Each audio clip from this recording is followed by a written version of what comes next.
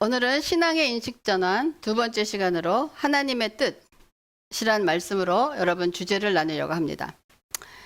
여러분에게 하나님의 뜻은 데피니션이 뭡니까? 여러분은 하나님의 뜻, 여러분이 생각하는 하나님의 뜻 그랬을 때 여러분 뭐라고 대답하겠습니다? 나의 뜻과 다르다. 성경 말씀. 근데 여러분이 하나님의 뜻이라는 걸 자주 쓰시죠? 언제 쓰십니까? 나의 뜻과 다를 때? 뭔가 다른 것. 여러분이 하나님의 뜻을 할 때 가장 기도할 때 많이 쓰지 않습니까? 어떤 어려운 일을 결정할 때든지 또 학교나 직장이나 뭐 결혼이나 사업이나 등등 우리 삶 속에서 일어나는 모든 일의 결정을 놓고 어느 것이 하나님의 뜻인가? 여러분 기도하지 않습니까? 그러고 나서 이것이 하나님의 뜻인가 보다. 기도 응답 받았다라고 하면서 어떤 일을 결정하지 않습니까? 근데 지금 제가 신앙의 인식 전환이라는 대전제하에 밑에 작은 소제목을 가지고 여러분하고 말씀을 나누는데 지금 신앙의 인식 전환에서 여러분이 결론으로 얘기한다면 뭐냐면 인식 전환이 뭐냐? 나 중심에서 하나님 중심으로 바꾸는 것입니다. 모든 것이 나 중심에서 하나님의 복도 나 중심으로 생각한 복에서 하나님이 생각하시는 복으로 바꾸는 거예요. 그리고 하나님의 뜻도 내 뜻이 아닌 하나님 입장에서 보는 뜻으로 바꾸는 것이 인식 전환입니다. 이것이 결론이에요. 그래서 이 일을 여러분 할 수 있기를 바라겠습니다. 근데 우리가 신앙인들의 삶의 간증속이나 역사의 관점에서 보면 그 시대의 사건들이 하나님의 뜻이라고 얘기하는 것이 많아요. 그렇죠? 이거 하나님의 뜻으로 이런 일을 해냈다. 우리가 처치 히스토리에서 대표적으로 보는 것이 십자군 전쟁이죠. 그렇죠? 이것이 하나님의 뜻이라고 십자군 전쟁을 했는데 결과는 돌이켜보면 그것이 정말 하나님의 뜻이었는가 하는 그런 생각을 합니다. 근데 이런 것들이 하나님의 뜻이라고 하는 모든 행동들의 그 근거는 어디서 온 거죠? 기도하겠죠. 그렇죠? 기도하면서 그것이 기도의 응답이라고 확신하면서 그 일을 했을 때 그런 기도에 확신하는 그 근거는 또 어디서 오냐 이거야. 그러니까 여러분이 이것이 굉장히 우리 일상에 가까운 그러한 일이라는 거예요.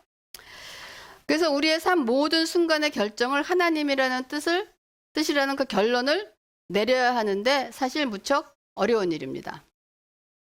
그러나 안타깝게도 우리 삶 속에서 일어나는 모든 일에 대해서 하나님의 뜻에 맞게 내릴 수 있는 세부적인 가이드라인이 성경에서 여러분 찾을 수 있습니까? 그러면 우리가 이렇게 매 순간 선택을 하면서 살아야 되는 무엇이 하나님의 뜻이라고 믿고 발걸음을 내디딜 수 있나라고 한번 생각해 보자는 거예요. 그래서 제 자신도 돌아보면 기도하면서 하나님의 뜻이라고 믿고 행했던 일 가운데서 시간이 흐른 후에는 얼마나 많은 일이 하나님의 뜻이 아니라 나의 욕심과 나의 소원이었음을 인정하지 않을 수 없습니다. 그 일을 그렇게 해놓고 이것이 하나님의 뜻이다라고 행했던 일이 얼마나 많은지 모르겠습니다. 그러니까 이 시점에서 우리가 생각해야 될 문제는 우리는 하나님의 뜻에 따라 살아야 되는데 그 결정의 기준이 무엇인가 하는 거예요. 우리가 다 하나님의 뜻대로 살기를 원합니다. 근데 잘 되지 않잖아요. 그 결정 기준이 어디 있냐 이거예요. 여러분들이 직장에서 여러분이 주어진 위치에서 내려야 할 결정과 그 결정에 따르는 책임이 있습니다. 그렇죠? 그러면 이런 결정을 내릴 때 여러분이 기준으로 삼는 것은 무엇입니까? 여러분이 회사 일에서 어떤 일을 할 때 어떤 주어진 위치에서 그 일을 결정을 내릴 때 그 결정을 내리는 기준의 원칙이 뭐예요? 여러분의 유익을 위해서 결정을 합니까? 여러분의 호불호에 따라서 결정을 합니까? 그 결정을 내리는 원칙은 어디에 있습니까? 회사의 베네핏인데 주인 마음이에요. 그렇죠? 그 주인의 경영 철학이나 경영 원칙이나 그 주인의 뜻에 따라서 내가 아무리 하고 싶어도 주인의 뜻에 따라서 맞춰서 결정을 내려야 되는 것이 사실 주인의 뜻에 따라가지 않습니까? 그렇기 때문에 성경도 우리에게 누구하고 결혼해라. 이런 직장으로 가라. 이런 비즈니스를 지금 해라. 이런 학교를 가라. 이렇게 세부적으로 주진 않습니다. 그렇지만 이런 일들을 하나님의 뜻에 따라 방향을 설득할 수 있는 대원칙이 성경에 반드시 제시되어 있다는 것입니다. 이렇게 하나님의 뜻이 성경에 있음에도 불구하고 우리는 하나님의 뜻이 무엇인가를 자꾸만 찾고 있다는 거예요. 하나님의 뜻이 무엇인가. 하나님은 성경에 내가 내 뜻을 알려줬는데 너희들은 계속 하나님 뜻이 뭐예요? 하나님 뜻이 뭐예요? 라고 지금 물어보고 있다는 것입니다. 그래서 그리스도인의 삶은 하나님의 뜻을 알고 그분의 뜻을 따라 이 땅에서 하나님 나라의 백성으로 살아가는 것인데, 성경에서 하나님의 뜻이 무엇인지 여러분 모른다면 여러분의 삶은 어떻게 될까요? 어떤 모습이 될까요? 결과는 하나님과 하나님 뜻에 맞지 않는 결과를 갖고 오게 된다는 거예요. 그러면 이제부터 성경에 나타난 하나님의 뜻을 한번 찾아봅시다. 하나님이 이것이 내 뜻이다 라고 되어 있어요. 첫째, 우리를 향하신 생각은 평안과 미래와 희망이라고 예레미야서 29장 11절에 되어 있습니다. 여호와의 말씀이니라. 너희를 향한 나의 생각을 내가 아나니 평안이요 재앙이 아니라 너희에게 미래와 희망을 주는 것이니라. 이것이 우리를 향하신 하나님의 생각이고 뜻이라는 거예요. 그러니까 우리를 향하신 하나님의 뜻은 재앙이 아니라 평안과 미래와 희망인데, 여러분 이 세상에서 일어나는 재난과 어려움들은 인간이 잘못된 어떤 오퍼레이션, 관리로 인해서 일어나는 결과예요. 여러분 코로나 바이러스를 하나님이 만들어서 우리에게 보내셨다고 생각하세요? 이것이 바이러스가 어떻게 발생됐는지 모르지만 인간의 어쨌든 잘못된 관리로 인해서 일어나는 사건입니다. 그럼 이런 재앙 가운데서 여러분이 하나님의 뜻을 찾는다면 이런 지금 사태를 보면서 여러분은 여기에 하나님의 생각, 하나님의 뜻은 여러분 무엇이라고 생각할 수 있고 여러분의 답은 어떤 답을 가져올 수 있습니까? 이런 걸 발생해서 믿지 않는 모든 자들이나 믿어서 잘못 믿는 자에게 하나님께서 심판을 하시기 위해서 이걸 보내주셨다. 이것이 하나님의 뜻일까요? 여러분은 이런 사건을 통해서 여러분이 생각하는 하나님은 이것에서 하나님의 뜻, 그러면 하나님이 이것을 통해서 내가 깨닫게 하고자 하는 것이 무엇인가를 제대로 아는 것입니다. 저는 그런 생각을 해요. 여러분이 이런 상황에서 말씀을 비추어 우리 자신을 말씀을 비추어서 돌아보면서 잘못된 우리의 생각과 행동을 하나님께로 돌이키는 것이 하나님의 뜻이 아닐까 하는 그런 생각을 합니다.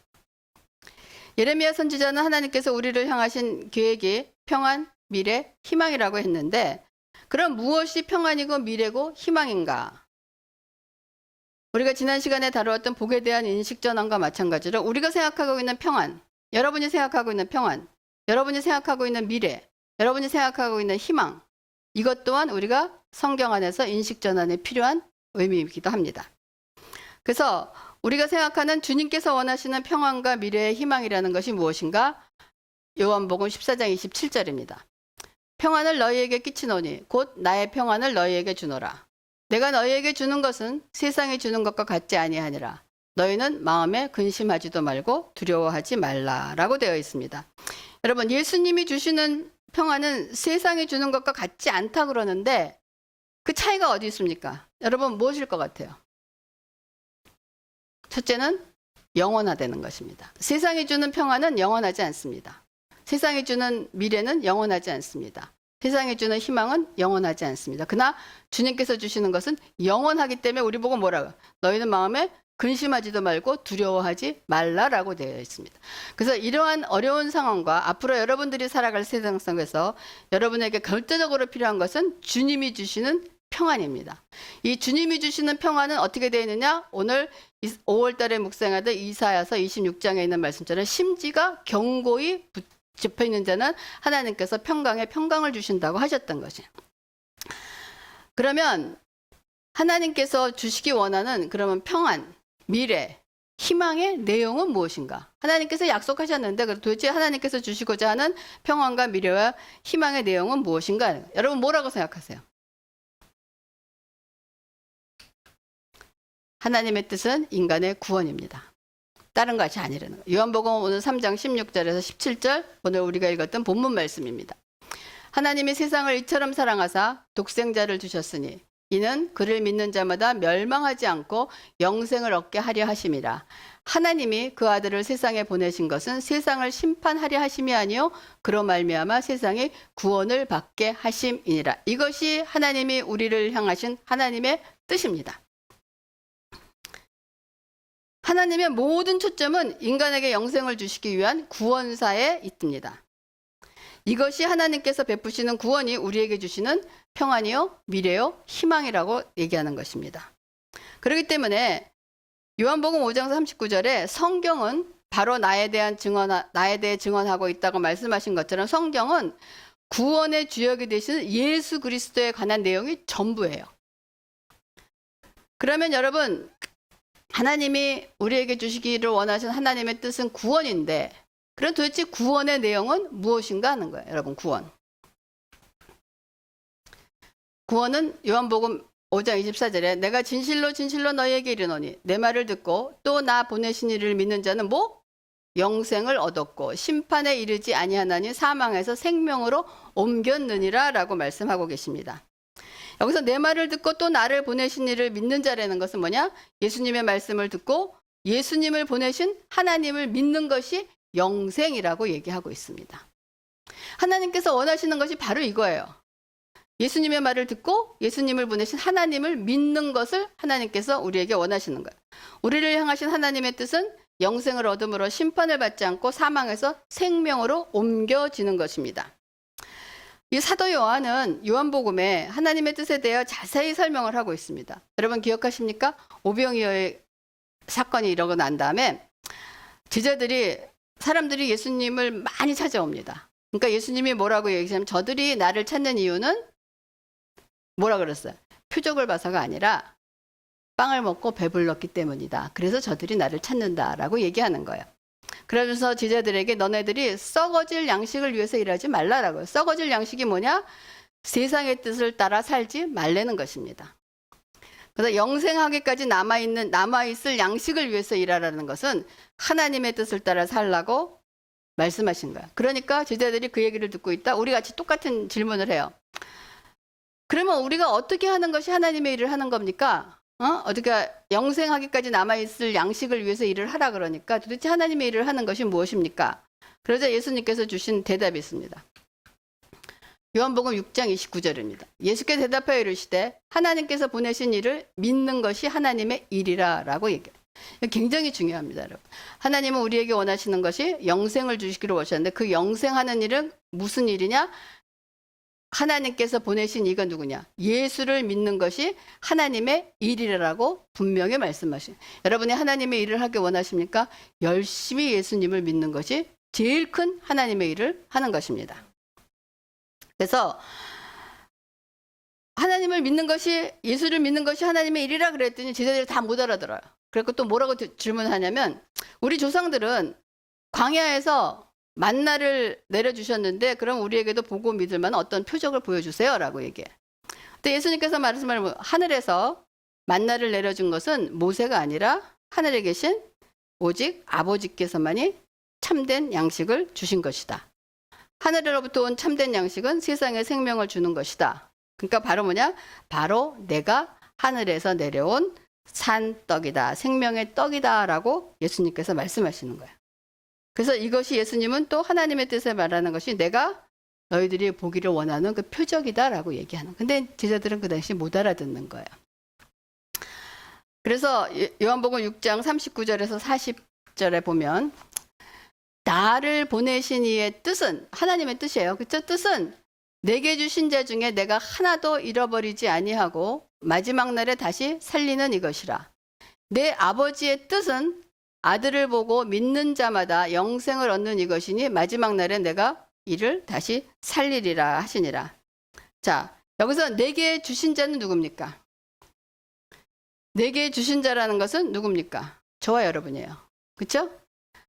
내게 주신 자, 예수님이 아버지께서 내게 주신 자는 아들을 보고 믿는 자들을 얘기하는 것입니다.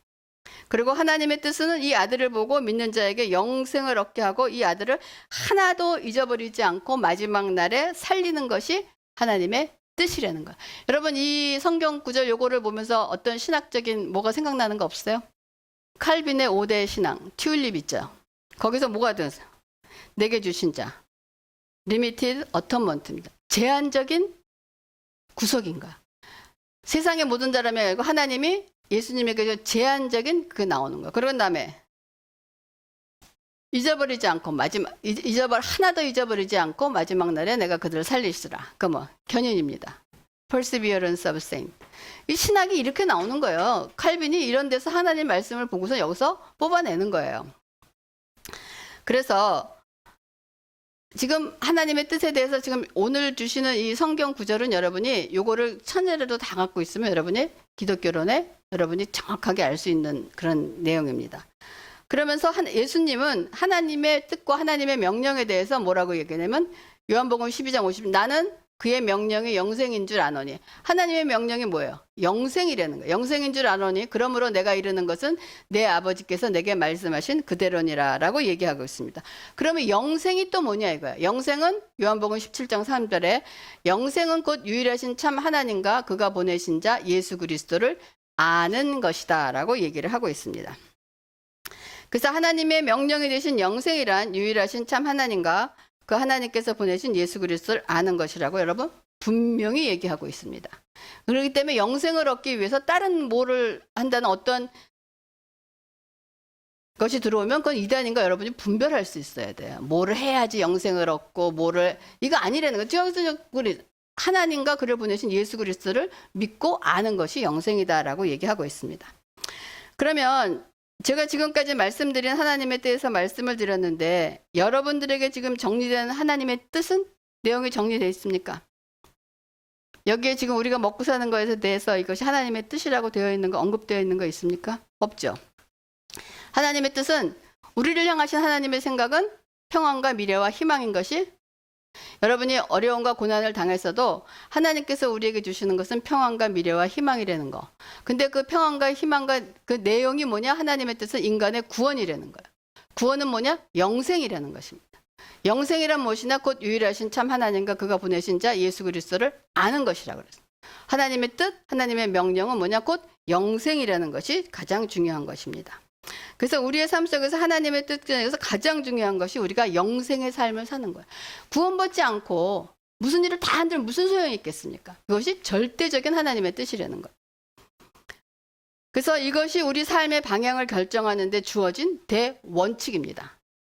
이것을 이 원칙 하에서 여러분들이 삶을 결정하는 거예요. 영생의 삶을 사는 사람이 이 세상의 삶을 살 때 어떠한 자세로 살아갈 수 있나를 결정하는 거예요. 이 세상에 있는 것은 보이는 거고 없어질 것입니다. 그렇기 때문에 영생을 사는 사람이 대원칙으로 가져가면 세상을 보는 눈이 바뀌어지는 것이 당연하다는 거야. 그래서 우리를 향하신 하나님의 영생이라면 그러면 도대체 그 영생의 삶을 산다는 것이 무엇인가? 그럼 우리가 영생의 삶을 사는 것이 무엇인가 알려준 것이 요한복음 17장 예수님의 기도에서 찾아보죠. 우리가 그 영생의 삶을 살아야 되잖아요. 그 영생의 삶을 산다는 것이 무엇인가? 그것이 예수님의 기도에서 17장 요한복음 10장에 나오는데 첫째 뭐냐? 17장 11절 후반부 파트에 거룩하신 아버지여 내게 주신 아버지의 이름으로 그들을 보존하사 우리와 같이 그들도 하나 되게 하옵소서. 자, 영생의 삶을 산다는 것이 무엇이에요? 우리와 같이 그들도 우리와 같이라는 것이 누굴까요? 하나님과 예수님이 하나인 것처럼 그들도 그들이 누구예요? 우리들 하나님께서 우리들도 하나가 되게 누가? 하나님과 우리가 하나가 되게 하는 것이 영생의 삶을 사는 것입니다. 그러니까 하나님과 우리가 하나 되는 삶을 사는 것이 여러분 영생의 삶을 사는 거예요. 그래서 하나님의 뜻대로 살고 하나님과 하나가 되는 것이 영생의 삶을 산다는 것인데 그러면 하나님의 뜻은 아까 하영 씨가 얘기했나 말씀이라고 그렇죠? 하나님의 뜻은 하나님의 말씀 안에 계시되어 있습니다. 그렇기 때문에 여러분 성경을 읽지 않고 알지 못하면서 하나님의 뜻을 구하는 기도는 아무런 소용이 없어요. 이거는 점쟁이나 세상에 나가서 하는 기도하고 다를 바가 아무것도 없다는 거예요, 여러분. 성경을 읽지 않으면서 하는 모든 일은 심하게 얘기하면 악한 일입니다. 왜? 하나님의 뜻대로 행하지 않는 모든 일은 하나님께 보시기에는 악한 일이라고 되어 있어요. 그래서 여러분, 그래서 제가 이렇게 성경을 읽으라고 하는 이유가 바로 여기 있는 것입니다. 둘째, 우리가 영생을 산다는 거 하나님과 하나가 되는 거예요. 둘째, 요한복음 17장 17절을 짚어요.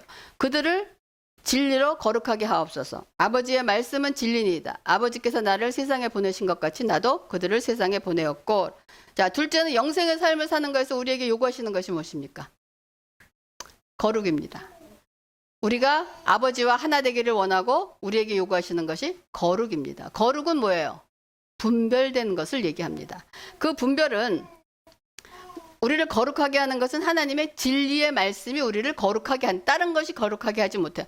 우리가 하나님의 말씀을 읽음으로써 그 말씀으로부터 우리가 부름을 받아서 세상과 분리된 삶을 사는 거예요. 그래서 거룩이란 구별이라는 의미로 세상의 것과 구별되는 것입니다. 그러므로 우리들은 생각도, 직업도, 만남도, 취미도 모든 것들이 세상의 것을 따르지 않는 것이에요. 그래서 제가 우리 채널을 위해서 기도할 때 그래요. 얘는 하나님 만남도 구별되게 하시고 생각도 구별되게 하시고 직업도 구별되게 하시고 모든 것을 다 구별된 삶을 우리는 살아야 되는 것입니다. 그런데 이렇게 구별되고 살아라라고 하면 되는데 구별하고 난 다음에 우리를 어떻게 다니냐? 다시 세상과 구별되라고 얘기하잖아. 그러고 난 다음에 우리를 다시 어떻게? 세상으로 보낸다는 거예요. 그 얼마나 어렵습니까? 그냥 세상에 구별돼 갖고 산속에 들어가서 아미시처럼 살면 편할 텐데 구별되면 사는데 어디로 가느냐? 그 세상으로 보냈다라고 얘기하는 것입니다. 이 말씀이 바로 뭐냐? 너희는 세상의 빛과 소금이라는 것입니다. 그러니까 거룩이란 세상을 따르지 않는 구별된 삶이 하나님의 뜻이라고 바울은 로마서에서도 말하고 있어요. 로마서 12장 2절입니다. 너희는 이 세대를 본받지 말고 오직 마음을 새롭게 함으로 변화를 받아 하나님의 선하시고 기뻐하시고 온전한 뜻이 무엇인지 분별하도록 하라라고 되어 있어요. 세상을 본받지 말라는 것이 뭡니까? 세대를 본받지 말라. 세상으로부터 나오라는 거예요. 그리고 회개하고 돌이켜서 마음을 새롭게 한다는 것은 거듭난 삶을 산다는 거예요. 그리고 변화를 받아서 우리에게 온전한 뜻이 무엇인지를 분별하도록 하라라고 되어 있습니다. 여러분, 세상으로부터 돌아섬으로 모든 가치관이 바뀌어야지만 여러분 하나님의 뜻을 분별할 수 있습니다. 그러므로 바울의 말씀을 통하여 하나님의 뜻을 추리해 본다면 세대를 본받지 말고 마음을 새롭게 하여 변화를 받는 것입니다. 여러분, 지금 영생의 삶을 산다는 거, 하나님의 뜻이 어디에 있다는 걸 우리가 지금 얘기하면서 영생의 삶을 산다는 것이 하나님과 하나 되며 거룩한 삶을 살라고 지금 얘기하고 있는데, 근데 이 거룩한 삶을 살기 위해서 우리가 영생의 삶을 사는 우리에게 그래도 구체적으로 가이드라인을 주신 것이 있습니다. 그것이 무엇이냐? 데살로니가전서 5장 16절에서 18절입니다. 항상 기뻐하라. 쉬지 말고 기도하라. 범사에 감사하라. 이것이 그리스도 안에 예수 안에 너희를 향하신 하나님의 뜻이니라라고 되어 있습니다. 근데 이 하나님의 뜻을 바울은 어떻게 하고 있습니까? 명령형으로 말하고 있어요. 항상 기뻐하라. 쉬지 말고 기도하라. 범사에 감사하라. 여러분, 우리는 기뻐할 수 있죠, 그렇죠? 또 기도도 하죠, 그렇죠? 감사하기도 합니다. 근데 여기서 문제가 되는 게 뭐예요? 앞에 달려 있는 수식어예요. 항상 쉬지 말고 범사에, 이것이 우리에게 걸림돌이 되는 것입니다. 그러면 우리가 현실은 항상 기뻐하지 못하고 쉬지 말고 쉬지 않고 기도할 수도 없고 범사에 감사할 수도 없는데 성경은 항상 쉬지 말고 범사에 뭐 하라 그러면 그 중간에 이 갭을 어떻게 메꾸실 거네요? 어떻게 메꿔야 되겠어요? 어떻게 처리해야 되겠어요? 처리해야 되잖아요, 그렇죠? 현실은 못하는데 하나님은 명령으로 이렇게 하라라고 줬을 때 우리는 어떻게 해야 돼요? 해야 되잖아요. 이 가운데 있는 이 갭을 처리할 수 있는 방법이 있어야 돼요. 근데 이 방법을 성경에서 줬을까요, 안 줬을까요? 성경에서 줬을까요, 안 줬을까요? 응? 줬을 것 같아요? 줬을 것 같다. 오케이. 그러면 어디 쓸 것 같아요? 성경, 신약에. 민주는 이거 다 알아야 돼. 자, 어디에 있습니까? 주 안에서 항상 기뻐하라. 내가 다시 말하노니 기뻐하라. 그 가운데를 메꾸는 대책은 뭡니까? 주 안에서입니다. 제가 저걸 알아듣고 지금 아멘하고 주 안에서 기뻐하는 걸 너무 좋아하는 거야. 찬호야, 그치? 주 안에서 기뻐하는 거지? 자, 주 안에서 항상 기뻐하라. 주 안에서 쉬지 말고 기도하라. 주 안에서 범사에 감사하라. 라고 되어 있어요. 그러니까 주 안에서 이것이 가능한 이유는 무엇입니까? 주 안에서 우리가 항상 기뻐할 수 있게 주 안에서 가능한 이유가 무엇이에요? 하나님께서 우리를 기뻐하는 존재로 만드셨다는 거예요. 제가 이 설교를 준비하면서 우리 찬이를 보면서 그런 생각을 했어요. 제가 하영 씨도 그랬잖아. 아무것도 안 했는데 얘가 갑자기 웃어요 막 그러잖아요. 그리고 우리가 무슨 얘기를 한다 그래서 제가 우리의 그 유머 코드를 알아들어서 웃는 것이겠어요? 어떻게 보면 이 중에 있는 것 중에서 있는 사람 중에서 찬이가 그래도 제일 하나님의 형상에 가깝게 아직 때묻지 않는 하나님의 형상일 거예요.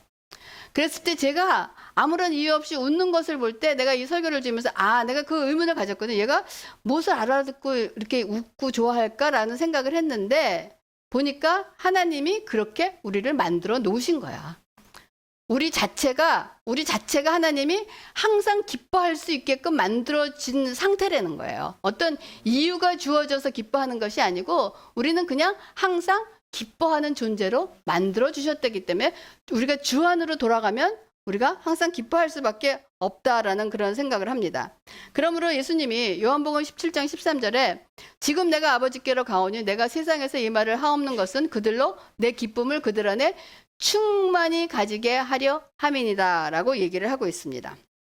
그래서 하나님만이 우리의 비전이 되면 우리는 주님의 명령을 감당할 수 있습니다.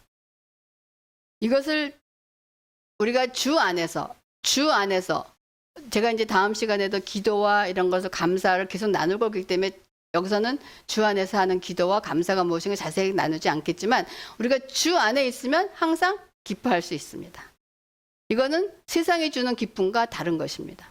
우리가 주 안에 있으면 항상 기도할 수 있습니다. 기도는 항상 무릎만 꿇고 기도하는 것이 아니고 기도가 뭐냐? 관계예요. 그렇기 때문에 하나님과 항상 관계가 있기 때문에 우리는 어디서든지 기도하고 하나님과 커넥션이 연결이 돼 있다는 거예요.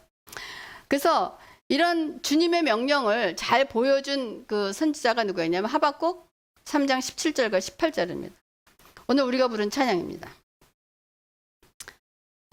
비록 무화과 나무가 무성하지 못하며 포도나무에 열매가 없으며 감람나무에 소출이 없으며 밭에 먹을 것이 없으며 우리의 양이 없으며 외양간에 소가 없을지라도 나는 여호와로 말미암아 즐거워하며 나의 구원의 하나님으로 말미암아 기뻐하리라 라고 되어 있습니다. 여러분, 우리가 항상 기뻐하지 못하고 기도하지 못하고 감사하지 못하는 이유는 뭡니까? 그 대상이 우리가 기쁨과 기도의 대상과 감사의 대상이 진짜가 아니고 짝퉁이기 때문에 그 짝퉁을 놓고 기뻐하기 때문에 그 기쁨이 오래가지 못한다는 거야. 그래서 우리가 기뻐하는 감사의 내용은 뭡니까? 짝퉁이 뭐예요? 대체물이 되는 게 뭐야? 우리는 무화과 나무가 무성하면 기뻐합니다. 포도나무의 열매가 무렁주렁 열리면 기뻐합니다. 감람나무가 올리브나무예요. 올리브나무에 올리브 열매가 많으면 소출이 많으면 기뻐합니다. 밭에서 농사가 많을 것을 가지고 기도하고 기뻐합니다. 그래서 우리의 양이 많이 있으면 또 외양간에 소가 많이 있으면 그걸로 기뻐합니다. 근데 이것이 잘못된 기쁨이라는 거예요. 그러니까 하박국 선지자가 이런 것이 다 없을지라도 누구 하나 주 안에서 여호와로 말미암아 즐거워하며 나의 구원의 하나님으로 인해 기뻐한다는 것이 우리가 하나님께서 우리에게 주시는 삶이라는 것을 얘기하고 있습니다. 그래서 여러분들이 기도했던 것, 무성한 무화과 나무, 열매가 주렁주렁한 포도나무, 감람나무 소출, 풍성한 밭의 소산, 이런 것을 위해서 이것이 여러분의 기쁨의 대상과 감사의 대상과 기도의 대상이 되는 것은 이것은 짝퉁이라는 것. 여러분에게는 영원한 것이 없다는 것입니다. 그렇기 때문에 이런 것이 대상이 되기 때문에 우리가 항상 쉬지 말고 범사라는 수식어를 감당하지 못하는 거예요. 그래서 이런 것들은 하나님께서 우리에게 이미 주시기로 약속하신 거기 때문에 여러분 이 일을 버리시기 바랍니다. 그러니까 다시 한번 우리가 하나님의 뜻, 우리를 향하시는 하나님의 생각은 평안과 미래와 희망이에요. 하나님의 뜻은 인간의 구원, 영생이라는 것입니다. 영생은 무엇이냐? 곧 유일하신 참 하나님과 그가 보내신 자 예수 그리스도를 아는 것이고, 하나님은 우리에게 명령으로 주신 것이 영생의 삶을 살라고 주신 거예요. 그래서 우리가 영생의 삶을 산다는 것이 뭐냐? 하나님과 하나가 되기를 힘쓰시기 바랍니다. 그리고 거룩하시기를 바랍니다. 그리고 항상 기뻐하시고 쉬지 말고 기도하고 범사에 감사하는데 어떻게 되느냐? 주 안에서 하는 것이, 이것이 우리를 향하신 하나님의 뜻입니다. 이 대전제 하에서 여러분의 삶 속에서 여러분이 이루고자 하는 일을 이루어가면서 하나님의 뜻에 맞춰가는 것이 하나님의 뜻에 따라 우리의 삶을 살아가는 것입니다. 이거 여러분 잊지 마시고 여러분의 삶의 대원칙으로 삼으시고 이 원칙 하에서 하나님의 뜻을 이루는 저와 여러분이 되기를 주님의 이름으로 축원합니다. 기도하겠습니다. 하나님 감사를 드립니다. 하나님, 우리가 하나님의 뜻, 성경에 다 계시되어 있음에도 불구하고 그 뜻을 찾아보지 않고 허튼 데 가서 하나님의 뜻을 구했던 우리들을 불쌍히 여기시고 긍휼히 여겨 주시옵소서. 이제는 하나님께서 주시는 하나님의 뜻의 대원칙을 알았사오니 그 원칙에 따라 우리의 삶 속에서 하나님의 뜻으로 분별되고 올바른 방향으로 가는 삶을 살 수 있도록 인도하시고 축복하여 주시옵소서. 아버지, 감사를 드리면서 모든 말씀을 예수님의 이름으로 기도합니다. 아멘.